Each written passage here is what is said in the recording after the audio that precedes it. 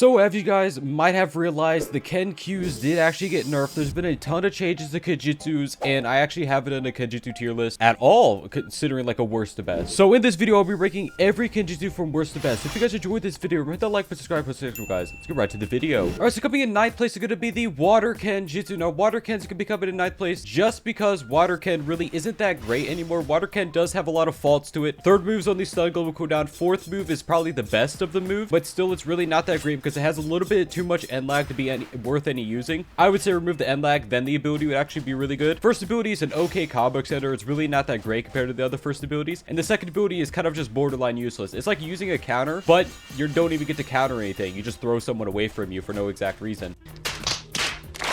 Also, the Q spec is by far one of the worst Q specs in the game. I mean, not Q specs in the game. One of the worst Ken Q specs in the game. Just because you don't really want to put stuff into air combos very much anymore because air combos got that huge, gigantic nerf. So Water Kenjutsu, solid ninth place. The coming in eighth place is going to be the Mist Ken. Now, this used to be the single best Kenjutsu in the entire game. Now, Mist Ken, obviously the fourth ability used to be a real issue with the game. It still, you know, is really good, but the fact it's on the auto cooldown makes it kind of bad. It should definitely be moved to the iframe attack level cooldown, and then it would be a lot more useful. But as it stands right now, Mist Ken, really, the abilities are super predictable. They're really just not that great overall, and the Q spec really isn't that good compared to the other Q specs, just because it's like you teleport on top of it, you could use it twice, but it doesn't really do anything special. I would also like to mention that Mist Ken, the abilities are just insanely predictable. Like, I am not, you know, exaggerating when I say that, and some of them don't even hit when you're close to them. Like the I'm pretty sure it's the third ability of Mist Ken. It is, you cannot hit someone if you're right next to them, which makes it so you actually have to back up before you even use the move on them, and even then it doesn't even hit half the time because it's super buggy.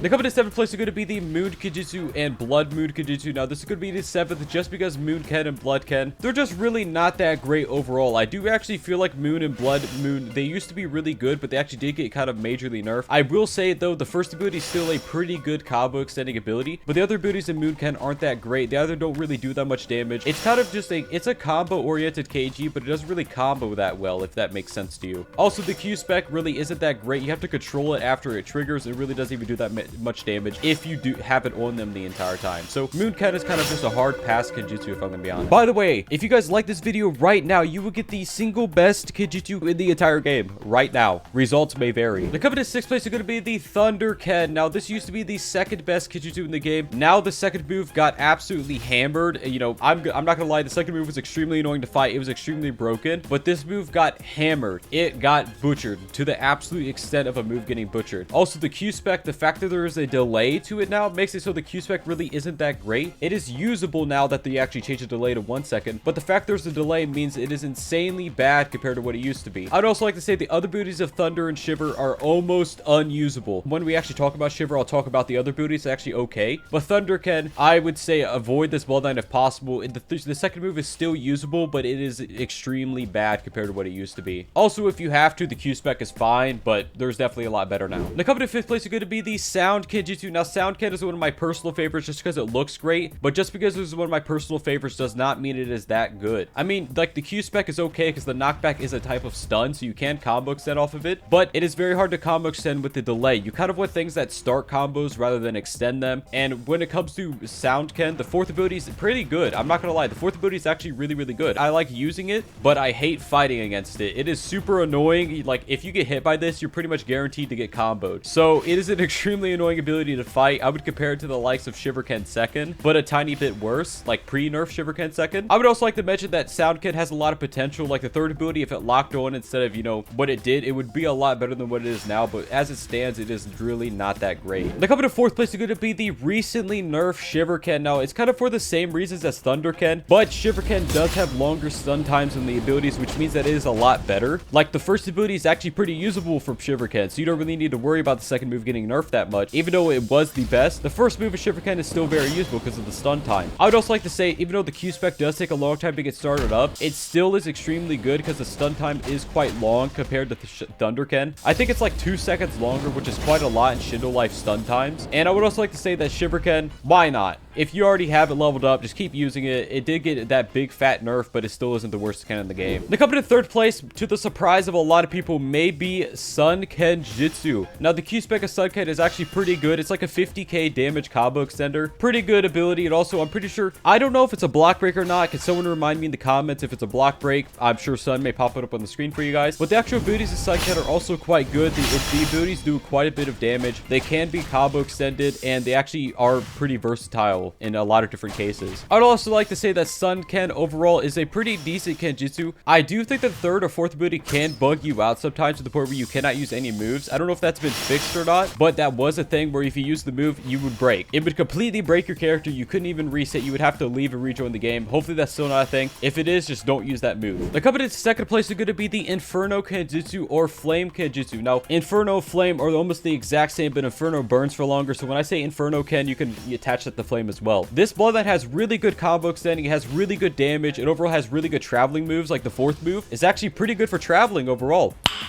Nice.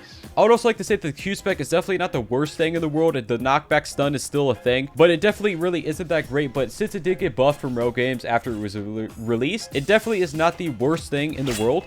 And all of the buffs that Flameken has gotten, I do think that they have worked. Like the third move is, not the third move. I think it's one of the moves is practically an unblockable damage amount. So you just get hit by it no matter what. So it's like a 60k damage that you cannot avoid whatsoever. And I would also like to say that Flameken overall really is just an okay Kenjutsu. Now, there's not much competition right now just because Kenjutsus really aren't that great right now. But after things start getting buffed, it will get a lot more, competitive. But as it stands right now, Inferno Ken, it has a lot of versatility, and that kind of is the reason why it's going to rank second. On a scale from 1 to 10, I would put Inferno / Flame Ken at a like 5.5 or a 6, just so you guys can put into terms like what these Kens are actually ranked at. 200,000 subscribers, where I will be eating the world's hottest pepper, and I will regret it, but I'm gonna do it anyways. So if you want to see that, just be ready for that. Now, this may be the most surprising thing that you have ever heard. First place is going to be the Wind Kenjutsu, the most common Kenjutsu in the game. Can you believe that? I think that Rogue Games kind of have done this because people were kind of hating on Wind Ken, me included. I was a big Wind Ken hater, but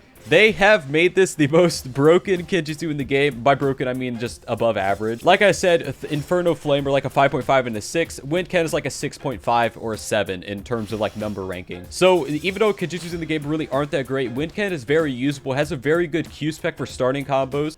It is AoE and stuff like that. I'll also say that the Wind Ken abilities are also quite good now. Like, it's very surprising to hear that, but they're actually quite good now. They either, guard break, ragdoll, stun, and all that stuff.